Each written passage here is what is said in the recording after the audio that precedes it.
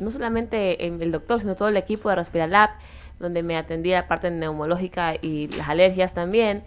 Y bueno, yo ya estoy comenzando con la gripe. Eduardo creo que se fue por eso, la verdad. Estaba asustado de verme con gripe. Pero cuénteme, doctor, ¿qué podemos hacer? ¿Cómo podemos prever que a enfermarnos en esa temporada de lluvia? Bueno, bien, justo cuando estábamos en el receso estábamos conversando, ¿no? En esta época lo importante existe la humedad, o sea, la lluvia es refrescante y después la humedad que a todos nos abochorna. Y esa humedad es bastante propicia para dos cosas que son los ácaros y las esporas de los hongos. Entonces muchas de las personas, como las personas asmáticas o o pacientes que tengan una enfermedad rinitis y que sean alérgicos, pues justamente los va a complicar. El asma se puede complicar si usted tiene asma, por ejemplo, y en esta temporada el cuarto está muy húmedo, entonces claramente usted va a poder experimentar un aumento de sus síntomas habituales. Probablemente tenga más tos, más sibilancia, más falta de aire. Y es un desafío siempre en estas épocas. Eso sin contar que ahora le vamos a agregar otro, yo me gusta decir, otro frijol a la menestra, o sea, otro factor más, que es el hecho de que entramos todos a vacaciones. Los nenes ya entraron a vacaciones en las escuelas. Y a nosotros nos motiva el hecho de que vamos a la playa, compartimos con personas, vino el 14, ya viene carnaval, donde aparte también uno se puede infectar de cualquier enfermedad viral, que eso también complica a los asmáticos, a los que tienen bronquitis crónica. En fin, cualquier enfermedad respiratoria que usted tenga se puede ver exacerbada durante esta temporada y es importante que usted justamente pueda acudir al médico para poder oportunamente identificar los síntomas. ¿Y por qué es importante? Porque justamente las personas que tienen una enfermedad respiratoria, creo que no sé si te ha pasado a vos, pero Usted sabe que sí, doctor, soy asmática. claro, por eso pero digo, pero lo que voy es, no sé si te ha pasado que claro, tú te sientes debilitada y por ahí mucho no te quieres mover. Entonces ahí pasa que cuando uno se deja de mover y uno digamos está con una infección o una enfermedad exacerbada, que uno está inflamado básicamente, eso uno también lo pone en riesgo de sufrir trombosis pulmonar.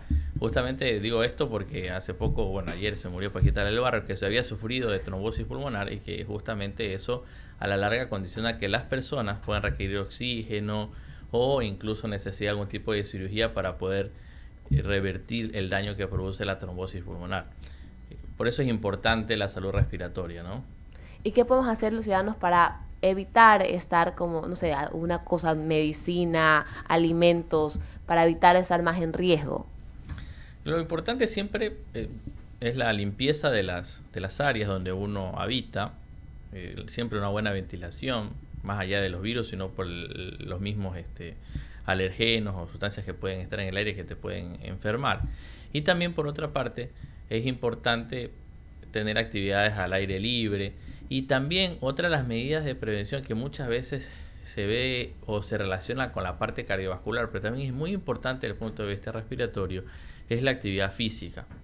Y eso también es importante porque, claro, yo te puedo decir, sabes que, mira, te recomiendo que hagas actividad física. Actividad física, ¿cómo la hago? ¿Cómo empiezo? Es todo un desafío que probablemente para las personas jóvenes es mucho más fácil, ¿no? Por último, sales a trotar o caminas al menos 3 veces por semana, pero ya cuando las personas tienen cierta edad, propio, digamos, ya te duelen las articulaciones por una parte, el corazón, algunas personas también ya lo tienen afectado, son hipertensos o tuvieron un infarto, o pacientes como contamos pueden tener bronquitis, fibrosis, cualquier enfermedad respiratoria en sí. ¿Cómo pautar ese inicio de la actividad física? Y ahí es importante porque es como un medicamento la actividad física, el ejercicio, ya hablando propiamente, sería un medicamento. Entonces eso tiene que ser prescrito, recetado, como cualquier medicamento, en la frecuencia necesaria, en las dosis necesarias, y para eso es importante siempre poder obtener la mejor valoración. La mejor valoración va a implicar, digamos, hacer una parte cardiológica y una parte pulmonar. Yo como neumólogo nos hacemos la parte pulmonar, podemos ver las pruebas funcionales respiratorias, la espirometría y otras pruebas adicionales, pero también es importante poder realizar una prueba que se llama prueba de consumo de oxígeno, porque en un ambiente controlado, imagínese usted, personas de 55 años, que yo le voy a decir, mire, tiene que hacer ejercicio, ¿cómo se lo voy a dosificar? ¿Cómo puedo saber cuál va a ser el esfuerzo máximo? Porque el objetivo no siempre llegar al esfuerzo máximo, sino tratar de ejercitarlo en un esfuerzo moderado para no desgastar ese músculo, no cansarlo y que agarre resistencia y que también, digamos, se beneficie del ejercicio. Entonces se hace esta prueba que es como una prueba de esfuerzo. Digo que es como una prueba de esfuerzo porque aparte se permite medir en tiempo real cómo transcurre la respiración, en términos de que cuánto oxígeno se consume, cuánto CO2 se elimina. Entonces de esa manera uno puede saber la intensidad a la cual voy a prescribir el ejercicio. Sí es seguro, porque también si lo someto durante el esfuerzo y el paciente desarrolla ANGOR o alguna alteración que se ve en la máquina, entonces yo puedo decir, mire, la verdad, antes de hacer ejercicio vamos a tener que corregir algo. O también hay pacientes que tienen una patología obstructiva. A veces ha pasado, por ejemplo, vos que eres asmática, que probablemente tú haces ejercicio y se empeora tu síntoma. Eso no quiere decir que tú no puedas hacer ejercicio. El punto es que claramente durante el esfuerzo se te desarrollan los síntomas y eso se puede ver durante esta prueba de consumo. Entonces así yo te digo, sabes que tienes que medicarte. ¿Por qué? Porque así tú puedes hacer ejercicio. El punto es que todos podemos hacer ejercicio, sino que tiene que ser pautado, dosificado. Y la única manera de saberlo es haciendo este tipo de pruebas en tiempo real y bajo supervisión médica. Gracias, doctor. Javier. Gracias, Ceci. Doctor, cuando uno se pregunta, o mejor dicho, se cuestiona por qué adquiere un virus, por qué me da gripe o cualquier situación alérgica, ¿es por el descuido del ser humano, por la poca prevención que tenemos o qué? Bueno, hay una parte que es nuestra responsabilidad.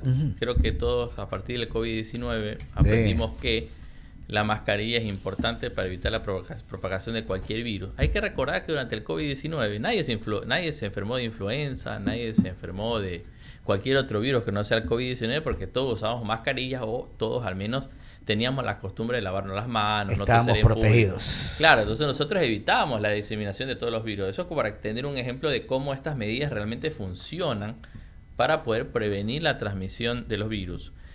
Eso por una parte. Entonces una parte es nuestra responsabilidad. Ahora, por otra parte también, cada tanto estos virus tienen sus mutaciones. Entonces cada tanto aparecen variantes que son mucho más agresivas. Entonces, por otra parte, también es responsabilidad de nosotros estar preparado para esas mutaciones. Una de las mejores maneras de estar preparados es siempre vacunarnos. Hay que recordar que la vacunación contra la influenza es anual en las personas que tienen riesgo. Personas que tienen enfermedad cardíaca, trasplantados, pacientes que tienen enfermedad respiratoria, se tienen que vacunar con la influenza una vez al año. Lo mismo para el COVID, porque año tras año también el COVID va mutando y esas dos vacunas actualmente están disponibles. A nivel global también existe un nuevo grupo de vacunas, como son las del virus sincicial respiratorio, que se aplica tanto para pacientes que tienen más de 55 años, con enfermedades o no, y otra vacuna que también es importante, que es para los nenes, para los más chiquitos, porque estos virus, cuando atacan en la primera infancia, en los primeros años de vida, hace que esta persona pueda tener mayor riesgo de desarrollar asma en el futuro. Entonces existen también estrategias de vacunación, algunas disponibles acá, otras no. ¿Qué confianza puede tener después de la pandemia con las vacunas el que se vacune ahora la gente? Ahora, eso claro, es un gran dilema porque durante la pandemia... O sea, ahí nos vimos obligados en el sentido de que para que no me muera, me vacuno. Claro. Y después comenzó la gente a decir, es que la vacuna. Y ahora vacunarse es como que lo voy a pensar. Bueno, mira, justamente mucho de eso se debe a la desinformación. Por eso yo siempre agradezco estos espacios. Porque, bueno, ustedes tienen todas las redes. Muchos de los jóvenes consumen TikTok, entonces ustedes están en TikTok. Pero esos no son fuentes. O sea, no. El doctor Google no existe. No, pero es que justamente eso voy. Muchas de las personas buscan información en las redes sociales. Es verdad. Entonces es importante estos espacios. Porque, claro, ustedes invitan a personal médico confiable. Y uno puede transmitir esas pequeñas píldoras en menos de 30 segundos a este grupo de personas que son las que necesitan a veces vacunarse. Lo que aprendimos durante la pandemia fue que sí, efectivamente hubieron ciertas vacunas que tuvieron ciertos efectos adversos. La vacuna, no voy a decir nombre de laboratorio por una cuestión ética, pero ese laboratorio ya no volvió a fabricar más vacunas contra el COVID. Las vacunas actualmente disponibles son las de las otras marcas que no tuvieron tantos efectos adversos. Entonces, por una parte debemos estar confiados en que nos podemos vacunar porque justamente esa marca de vacuna ya no se volvió a distribuir, por una parte. Ahora, por otra parte, uno, como vos bien mencionaste, se vacunaba para evitar la neumonía, la muerte. Ahora, este virus ya no produce tanta neumonía, la tasa de mortalidad ya no es tan elevada, pero ahora nosotros estamos viviendo las secuelas a largo plazo de estos virus, en este caso del COVID, que se llama el COVID-19 prolongado. Hay muchas personas, créanlo o no, a veces parece una banalidad, pero es cierta, que tuvieron una infección por COVID-19. No fue neumonía, no se tuvo que hospitalizar. Y digo ahora en este tiempo, tuvo una gripecita y queda con secuelas. Una de las secuelas más significativas es esa fatiga, ese cansancio.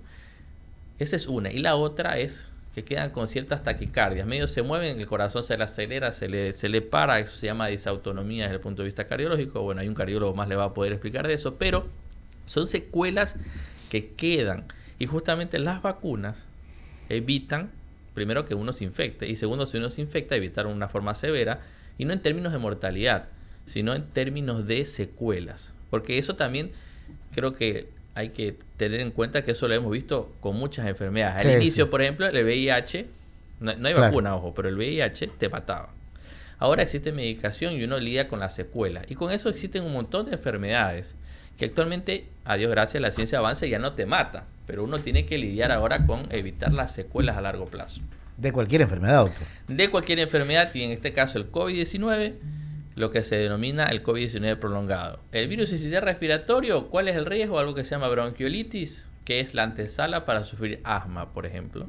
Y, por ejemplo, otro grupo son la influenza, que también te evita complicaciones a largo plazo. Porque muchas veces, uno cree que uno se enferma de la parte respiratoria y las secuelas van a ser respiratorias. Y la verdad que no, todo el cuerpo se inflama. Es una afección que tiene estragos en todo el cuerpo. Entonces estos pacientes, cualquiera sea el virus, puede tener afección cardiológica en los 30 días. ¿El asma es producto de? El asma es producto de una alteración en la inflamación, por así decirlo. ¿Se nace o se adquiere o se asume? Las dos son válidas. Hay personas que ya nacen con factores de riesgo, porque muchas veces los papás son asmáticos. ¿Hereditario? Diría propenso a, si es que no se No me controla heredaron casas y me heredan asma, puedes creer. Increíble.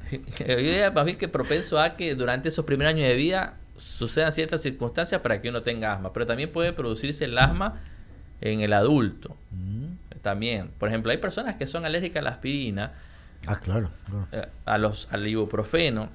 Y un grupo de esas personas, no todas, pueden desarrollar asma a partir de los 30 años de edad, por ejemplo. O sea que es posible. Hay pacientes, por ejemplo, como los pacientes obesos. Los pacientes obesos, claro, es difícil ver eso en la primera infancia o antes de los 18 años. Pero se da.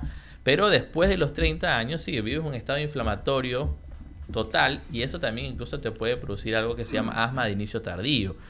Y es bastante desafiante. O a veces también las mujeres embarazadas. Puede ser que sean solamente alérgicas de la nariz. Y bueno, recibieron o no el tratamiento adecuado, pero durante el embarazo pueden presentar nuevos síntomas de alergias. Que pueden ser más fuertes. Y eso incluye exactamente lo que es el asma. Entonces el asma, como usted dice, hay dos. Hay una que se hace y otra que se nace. Increíble. Y el objetivo con el tratamiento es conseguir el control de los síntomas. Porque nosotros estamos habituados, por ejemplo, no sé si alguno de ustedes tenga un familiar de ustedes que tiene la artritis reumatoide, la reuma. Entonces que ellos toman medicación ¿para qué? Para controlar la enfermedad. Y eso trae consecuencias.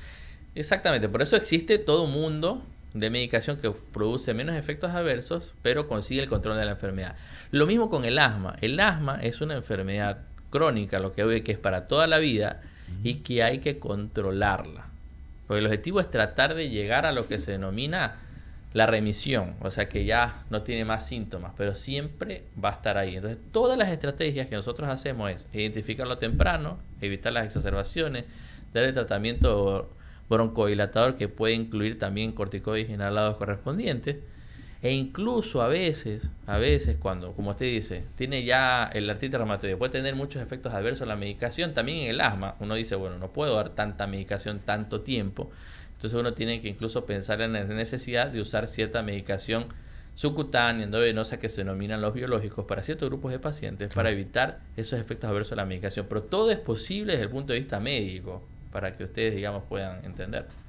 Dijo un amigo, y los doctores se enferman. Jaime Velázquez, por favor, continúa con la entrevista. Doctor, bienvenido. La verdad es que es un placer tenerlo por acá. A ver, uno de los síntomas es el exceso de flema en las vías respiratorias. Y esto se da no solo si tiene asma, sino cuando le da gripe o cuando uno inclusive está en la noche con el aire acondicionado, se levanta pues obviamente con cierta dificultad para respirar. Esos síntomas se pueden agravar y pueden terminar en una enfermedad neumológica. ¿Cómo reconocerlos y qué hacer para prevenir justamente, más allá del ejercicio, para prevenir justamente que uno caiga en estas enfermedades? Ok. Justamente ahí viene el asunto, claro, sale la flema. La flema puede ser de arriba, puede ser de abajo. Uh-huh. Y ahí viene el dilema, ¿de dónde viene la flema? ¿Ok? En el caso específico que vos comentas, lo del aire acondicionado, eso muchas veces se puede deber a algo que se llama rinitis no alérgica. Muchas veces hay personas que tienen el tabique desviado y eso altera el funcionamiento normal de la nariz, que es básicamente mantener esto caliente, lubricado y que salgan las secreciones. A veces se altera y te puede producir estos síntomas. Ahora, también esto, o puede ser que tú tengas una patología bronquial que se exacerba por el frío o por el aire seco, porque acá todos usamos aire acondicionado, quieran o no, y aparte creo que es inadmisible decir a alguien no duerma con aire acondicionado porque no va a poder dormir. Pero en todo caso, existen pruebas en las cuales uno puede saber si entonces los síntomas son de acá arriba o de acá abajo. Una de esas es la oscilometría. Pero claro, si ya está demostrado que, como tú dices, solamente la mañanita que tiene esa tosecita y que salen esa flema, y con esta prueba podemos saber si hay una afección respiratoria baja, y de esa manera poder determinar cuál es el mejor medicamento para esa persona, Okay. ¿no? Lo otro que le iba a preguntar es, en los casos en que una persona, digamos, quiere, he escuchado, mejor dicho, que se toman ibuprofeno justamente para aliviar los dolores, y en esos dolores están los dolores de espalda. Muchos dicen es una contractura muscular. Hay quienes duermen y sienten constantemente ese dolor. ¿Eso puede ser un síntoma de que está pasando algo con los pulmones o no necesariamente? Puede ser un síntoma. Lo más importante es, a ver, si el dolor se desencadena cuando yo muevo o cuando yo me agacho, o sea, cuando se activa el tórax, por así decirlo, cuando uno lo mueve, entonces probablemente eso, digo probablemente porque hay que buscar la atención médica correspondiente, pero eso puede ser algo muscular, óseo, algún nervio que está comprimiéndose ahí. Pero si ese dolor es constante, y aparte usted agrega síntomas respiratorios como la tos, y a veces incluso sin fiebre, entonces uno puede decir, esto puede ser una neumonía, o incluso también estos síntomas se presentan en pacientes que tienen derrame pleural, o sea, cuando hay líquido por fuera del pulmón, o también en los casos como, bueno, la pobre Paquita la del barrio, la trombosis pulmonar, que también digamos, eso se puede manejar. Doctor, explíqueme qué es la trombosis pulmonar, porque no mucha gente sabe lo que es. Me imagino que es un coágulo de sangre que está en el pulmón, es lo que se viene en la cabeza. Sí, exactamente. Justamente la trombosis pulmonar es básicamente, como vos decís, es como un coágulo que está en, digamos, en un vaso, en una arteria que va hacia el pulmón. Entonces, en ese caso, entonces va a existir un pedazo del pulmón que no, el oxígeno no va a pasar porque está tapado. Hay un coágulo, la sangre no circula, no hay intercambio de gases. Y eso claramente complica la parte ventilatoria. Y por otra parte, bueno, es como una bomba de agua. Si usted tiene una manguera y de repente usted se tapa, eso va a hacer que la bomba, que en este caso es el corazón, va a tener que hacer más fuerza. Y muchas veces esa fuerza ya no es suficiente y ahí es cuando el corazón comienza a claudicar, o sea, ya comienza a fallar y eso genera muchos de los síntomas. Entonces hay un componente tanto circulatorio como ventilatorio. Eso básicamente es la trombosis pulmonar. ¿Quiénes son los que están más propensos a tener trombosis pulmonar? Toda persona que tenga una enfermedad crónica, cualquiera que sea. Hay personas que tienen enfermedades como artritis reumatoidea, lupus, lo que se denominan estas enfermedades autoinmunes, esas tienen mayor riesgo también. Y también toda persona mayor que no se moviliza, porque ¿viste? Porque uno, digamos, Sí, muchos de sedentarios esos por coágulos sí, viajan desde claro. la pierna y se clavan Claro. en el corazón. Entonces, si uno no se moviliza, entonces eso puede traer problemas. Entonces, ¿quiénes son los que no se movilizan? Los abuelitos, porque a algunos ya le duele la rodilla, a algunos ya la rodilla ya no dobla, ¿vio? Claro. Entonces, son las personas que justamente están en más riesgo para esto. Doctor, entonces, finalmente, díganos dónde podemos hacernos los exámenes, porque la verdad es que quisiéramos algunos ir a su consultorio y pues obviamente hacernos los exámenes necesarios para, obviamente, prevenir una enfermedad neumológica. Lo escuchamos. Bueno, si ustedes quieren evaluar su salud respiratoria, eso incluyendo la parte alérgica o incluso, como vinimos hablando, de diferenciar si desde acá arriba, de acá abajo, hacer un análisis total de lo que a usted le pasa desde el punto de vista respiratorio, pues nosotros estamos ubicados en Respiralab.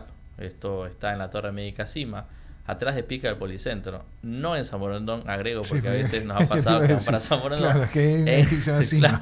Ya, en la oficina 607. Ahí nosotros siempre estamos dispuestos a curarlos, a sanarlos o acompañarlos en el proceso. Detrás del Policentro, es justamente la calle que va hacia la... En Francisco Boloña.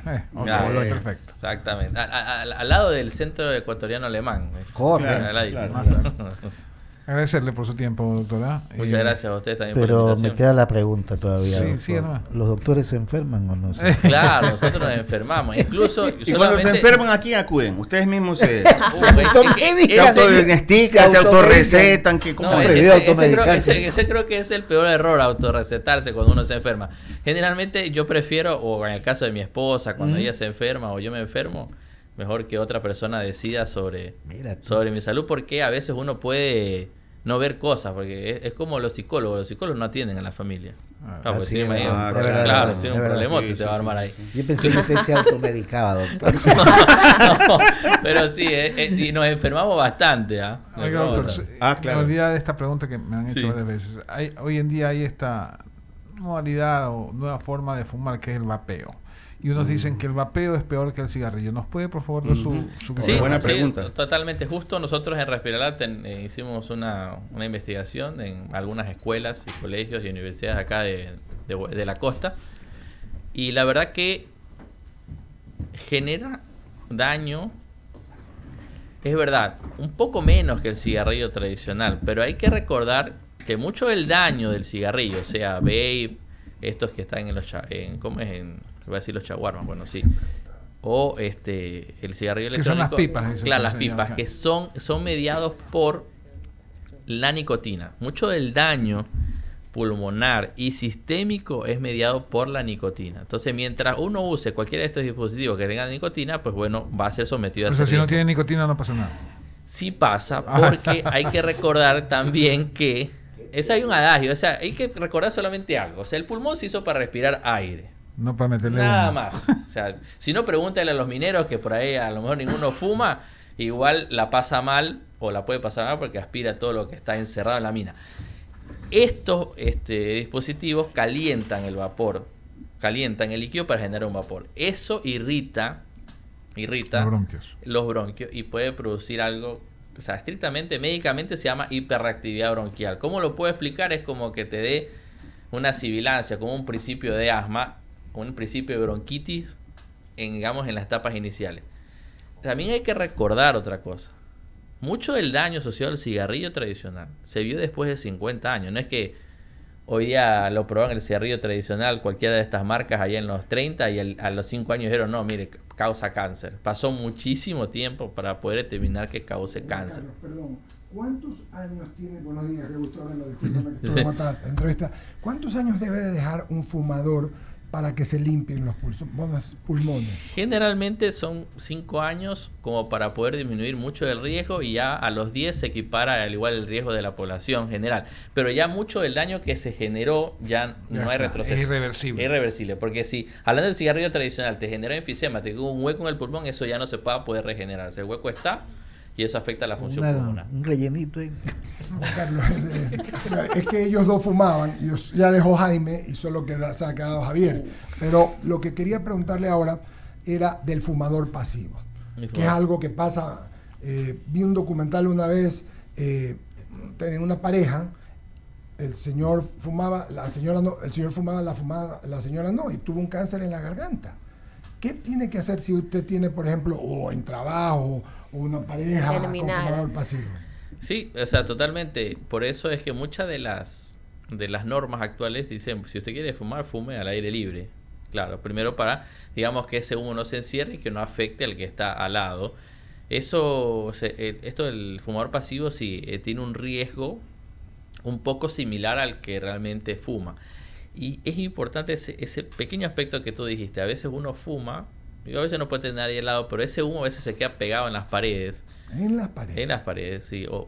Por eso imagínense, eso pasa entonces en todas las discotecas, bares. Claro. Sí. Entonces, ese humo que está pegado ahí puede generar efectos nocivos sobre las personas que trabajan en esa área, sin que esté la otra persona en ese momento fumando ahí.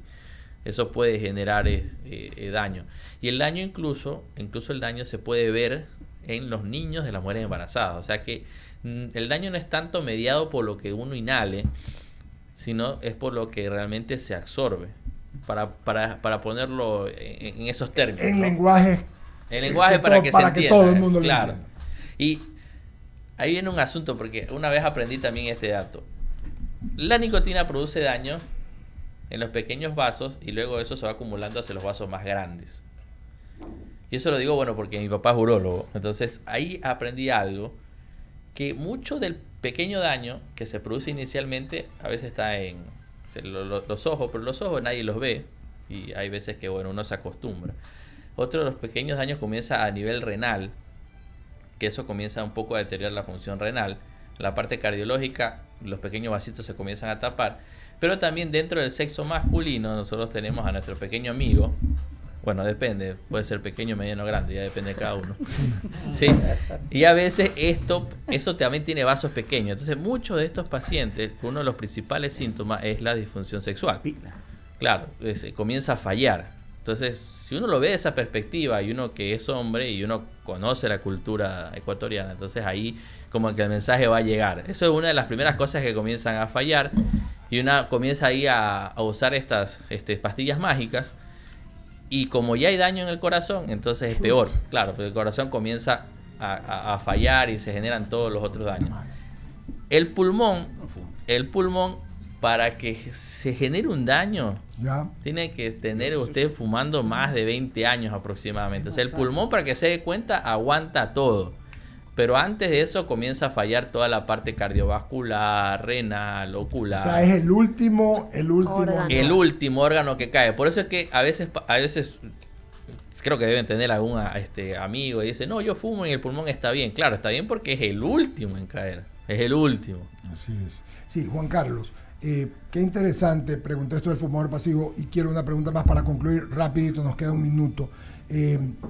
Hay mucho hoy... antes hablaron de cuidarse de la gripe y todo, pero en el caso mío a mí me dio COVID, va muy pequeño, o sea, no fue fortísimo, pero fue. ¿Qué debe hacer uno cuando sigue con una gripe? Cuando tiene una gripe más y comienza a sentir el pecho como con flema. Con flema. Bueno, ahí, buscar atención médica porque existen dos grandes cosas que te puede estar pasando. Que tengas una bronquitis hipoviral o que hayas agarrado una neumonía, porque inicialmente puede haber estado el virus. El virus vino, te debilitó las defensas y se fue. Y después viene una bacteria y a veces eso puede causarte algún tipo de neumonía, incluso bacteriana. Depende del caso, ¿no? Como si te queda una secuela en esos primeros 7 días.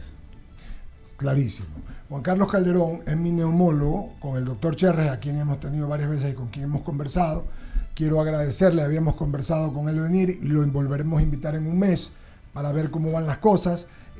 Parece que dicen los del INAMI que van a seguir las lluvias y estos calorones. Esas cosas que yo siempre le digo, Dios, tú eres ecuatoriano, Señor Jesús, porque hace poco no había agua. Llorábamos por agua y ahora el agua se desbarata, los ríos toditos se desbordan, se van los puentes. Yo no puedo entender eso. Pero bueno, vivimos en el Ecuador y Dios es ecuatoriano. Juan Carlos Calderón, agradecerle su amabilidad de estar con nosotros. Gracias. Y volveremos a invitarlo en un mes. Perfecto, yo encantado. Podemos hablar de múltiples temas.